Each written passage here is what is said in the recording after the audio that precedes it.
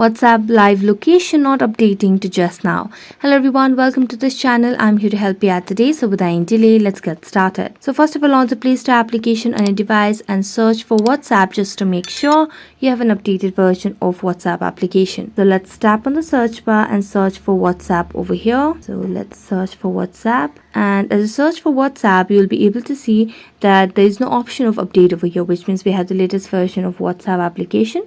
So we can simply go back and make a long press on WhatsApp application. Now tap on app info, and as you tap on app info, you'll be landed on a new page where you can see the option of app permissions. So tap on it and make sure that you have given access to location over here. So you can simply scroll down and you can see the location has been given that access. So now we can just go back and tap on clear data and then clear the cache and tap on OK. So now this might definitely help you out, so you can just relaunch the WhatsApp application. So that's it. Thank you so much for watching this video and see you next time.